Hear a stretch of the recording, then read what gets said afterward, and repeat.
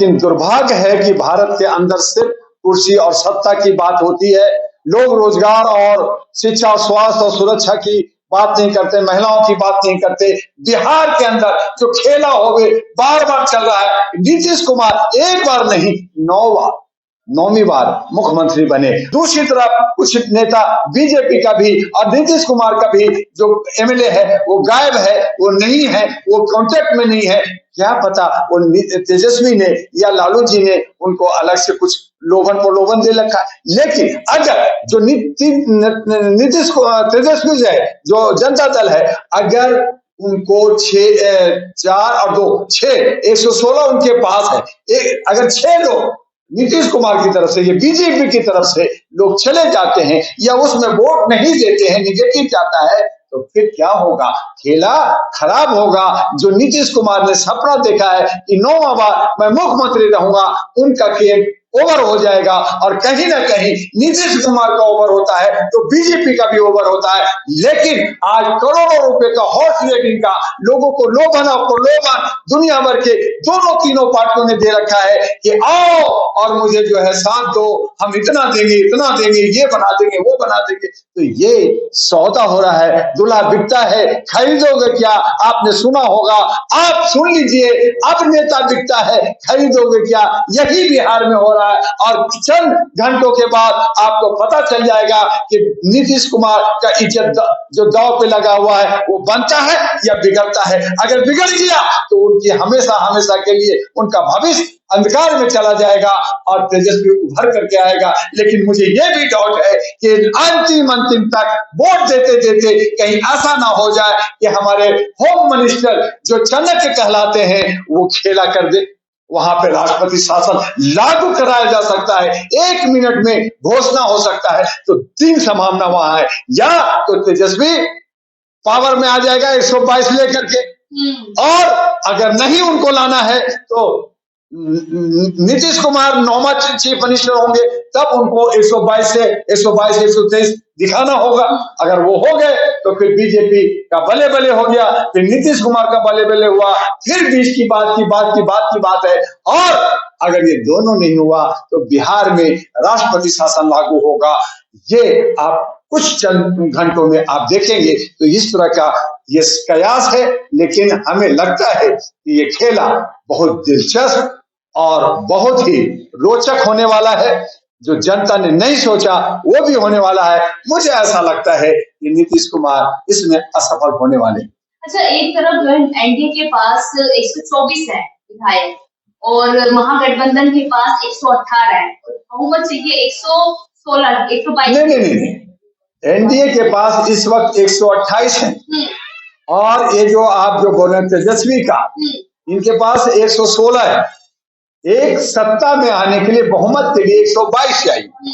6 अगर मान लीजिए बीजेपी और नीतीश कुमार के एमएलए टूट जाते हैं, बिक जाते हैं, इधर आ जाते हैं, तो तेजस्वी बन जाएगा। और अगर नहीं टूट के आते तो फिर नीतीश कुमार मुख्यमंत्री होते हैं। तो ये अभी फ्लोर टेस्ट में होना है।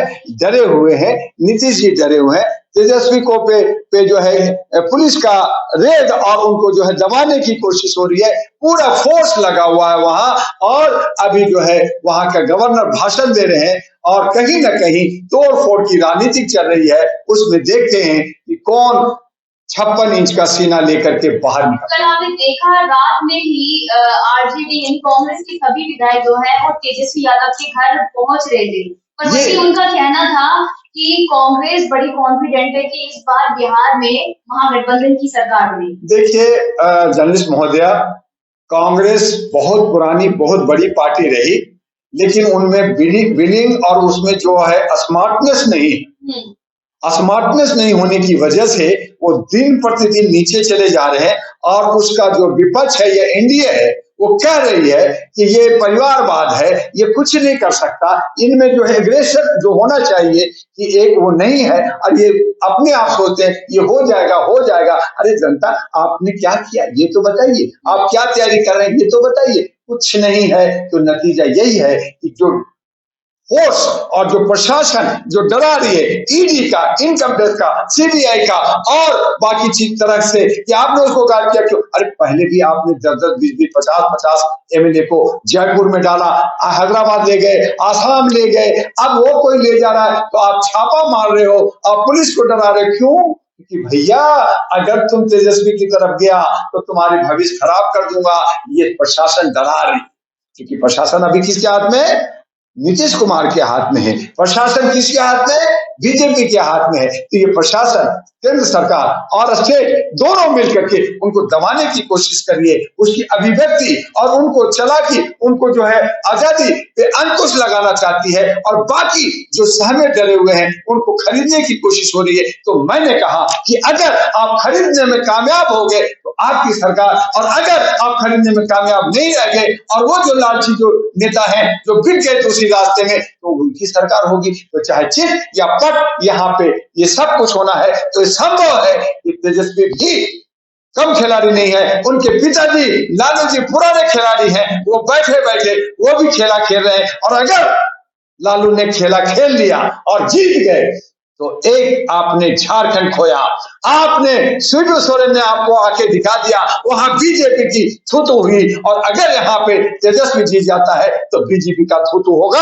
आप बाकी राम की बात करो, बाकी चीजें बातें कर लो, आप कह लो कि 370 लाएंगे, 400 लाएं, लेकिन जहां आदिवासी आपसे नाराज हुआ है वहां बिहारी और बंगाली भी नाराज होगा और आपका वोट कटेगा। और यही डर हमारे आदरणीय माननीय सम्मानीय प्रधानमंत्री मोदी जी को है और उस डर से जो है सारा खेला हो गए और फिर रबड़ी बांटा जा रहा है, फिर कहा जा रहा है भारत रत्न सब ले लो, साल में मैक्सिमम 3 दिया जाता है, वहां 5 दिए जा रहे हैं। मैंने कहा कि आप 5 और 5 बड़ा डील है ना, बड़ा डील है मोदी जी। अरे बड़ा डील है तो जो अयोध्या से जो जुड़े हुए लोग रहे, धर्म कर्म के नाम में रहे, तो रितंबा भी थी, तब वहां पे जो है कल्याण सिंह भी थे, वहां पे एक और बाबा थे, तो उन तमाम को दे दो ना भाई, बाला साहब ठाकरे को भी दे दो, क्या दिक्कत है, दे दो सबको।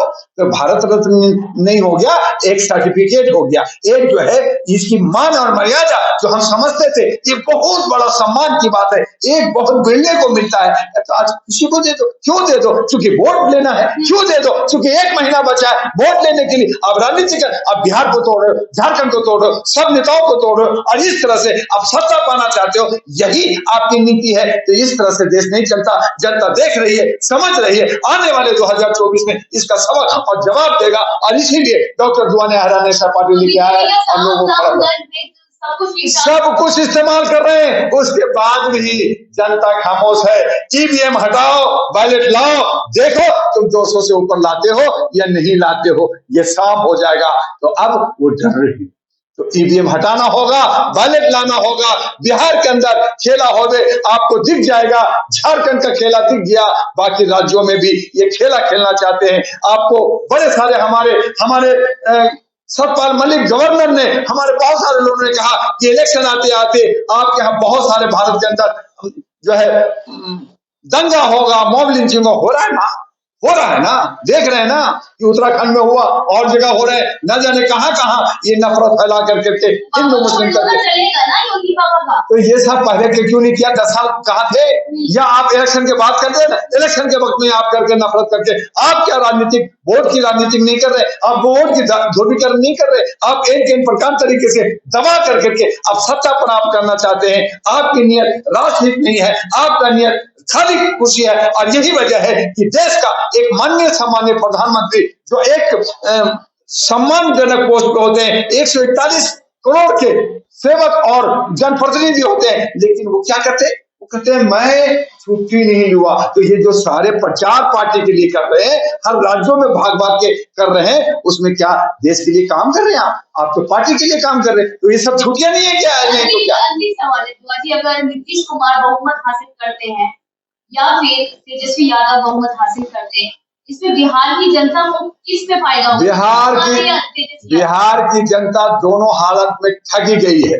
बिहार की जनता को इन्होंने जो है ना बिना पेंडी का लोटा बना दिया है, खाली वोट का बना दिया है। ये जो जनप्रतिनिधि चाहे तेजस्वी जीते या नीतीश जीते, दोनों हालत में बिहार का विकास रुक गया है। बिहार के अंदर जो हम लोगों ने सोच रखा था कि वहां बेरोजगारों को रोजगार मिलेगा, उसने जो है जनगणना जातीय गणना किया, उस आधार पे पूरे भारत की जनगणना होगा, उन तमाम कामों पे रोक लग गया है और ये सब कुर्सी कुर्सी का खेल कर रहे हैं। तो इस हालत में चाहे तेजस्वी जीते चाहे नीतीश कुमार जीते, हर हालत में जनता हमारी ठगी गई है और जनता दोनों को आने वाले अगले चुनाव में सबक जरूर देगी।